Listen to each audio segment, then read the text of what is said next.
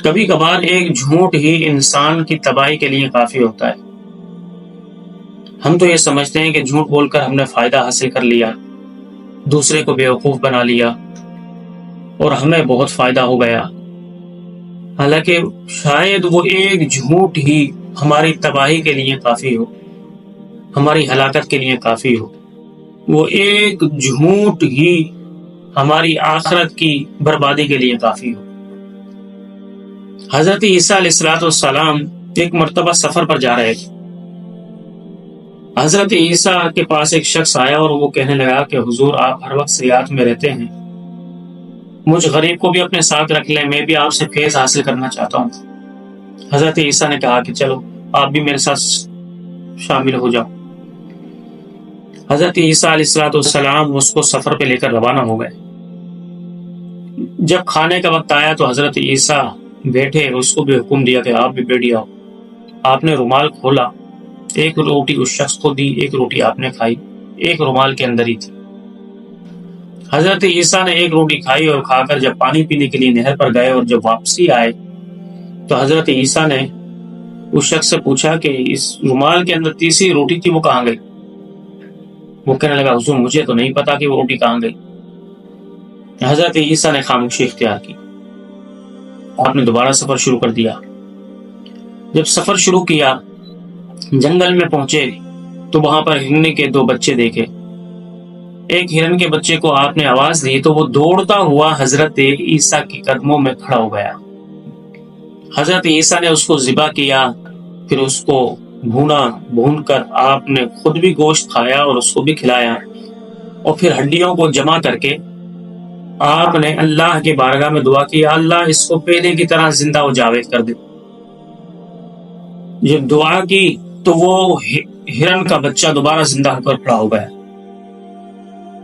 حضرت عیسیٰ نے اس شخص سے خطاب کیا، دوبارہ کہا کہ اے اللہ کے بندے، دیکھ اللہ نے تجھے کتنی بڑی نشانی دکھائی ہے، اب میں تجھے اس نشانی کا واسطہ دیتا ہوں، مجھے بتا کہ وہ تیسری روٹی کہاں گئی۔ وہ کہنے لگا کہ حضور مجھے نہیں پتا کہ وہ تیسری روٹی کہاں گئی۔ حضرت عیسیٰ خاموش ہو گئے، دوبارہ سفر دوبارہ شروع کر دیا۔ حضرت عیسیٰ ایک جگہ پر پہنچے جہاں پر بہت زیادہ ریت تھی، تو آپ نے کیا کیا کہ ریت کو جمع کرنا شروع کیا۔ جب بہت ساری ریت جمع ہو گئی تو آپ نے اللہ کی بارگاہ میں دعا کی اور کہا کہ یا اللہ اس تمام ریت کو جو میں نے جمع کی ہے اس کو سونے میں تبدیل کر دے۔ اللہ اپنے نبی کی دعا کو قبول فرماتا ہے، اللہ نے اس ریت کو سونے کے اندر تبدیل کر دیا۔ حضرت عیسیٰ علیہ السلام نے اب اس شخص سے کہا کہ بھئی اس سونے کے ہم کریں گے 3 حصے، ایک حصہ آپ کا، ایک حصہ میرا، ایک حصہ اس شخص کا کہ جس نے تیسری روٹی لی ہے۔ تو وہ شخص کہنے لگا کہ حضور غلطی معاف، وہ تیسری روٹی میں نے ہی لی تھی۔ حضرت عیسیٰ مسکرائے اس کی حماقت پر، لیکن کہا کچھ نہیں، اس لیے مسکرائے کہ دیکھو کیسا دنیا دار ہے کہ ایک روٹی کے خاطر جھوٹ بولا اور اپنی دنیا بھی خراب کی اور آخرت بھی خراب کی، لیکن بظاہر تو اس شخص کو لگ رہا تھا کہ میں فائدہ حاصل کر رہا ہوں۔ تو کہنے لگا حضور وہ تیسری روٹی میں نے لی تھی۔ تو آپ نے کہا کہ اب تو میں اپنا حصہ بھی سونے کا نہیں لیتا، وہ حصہ بھی تمہیں دے رہا ہوں، اب تینوں حصے تم رکھو، لیکن آپ تمہارا اور میرا راستہ علیحدہ ہے۔ حضرت عیسیٰ روانہ ہو گئے۔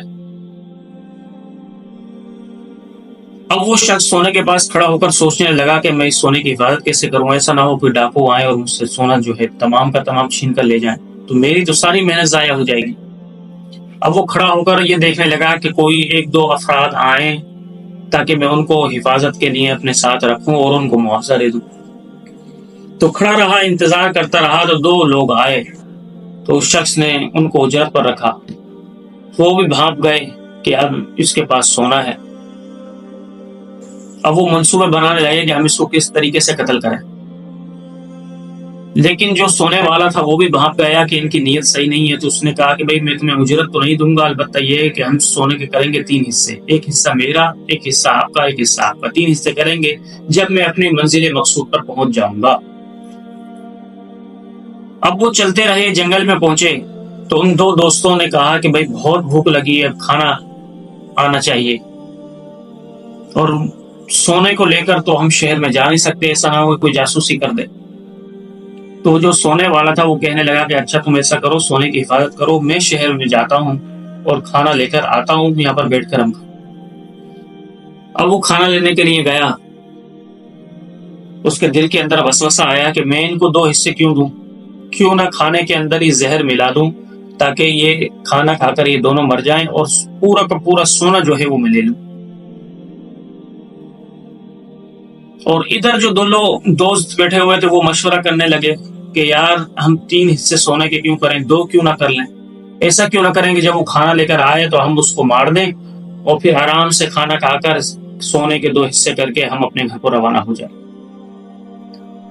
اب وہ شخص گیا بازار، اس نے تو کھانا خریدا، زہر ملایا اس کے اندر اور آنے لگا کھانا لے کر، اور کہنے لگا مجھ سے جب کہیں گے کھانا کھاؤ تو میں کہوں گا کہ میں کھا کر آ گیا ہوں۔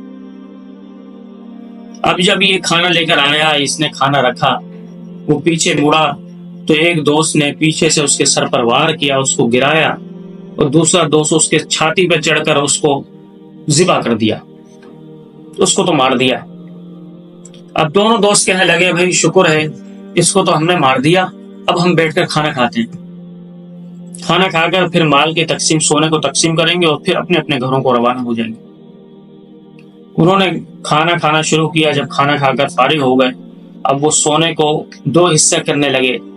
کافی دیر میں سونا حصہ کرتے کرتے وہ کافی دیر جب ان کو ہو گئی تو زہر نے اثر کیا، اور اسی زہر کے اثر کے اندر ان کی طبیعت خراب ہوئی اور وہ ایسے تڑپے کہ ادھر ہی تڑپ تڑپ کر مر گئے۔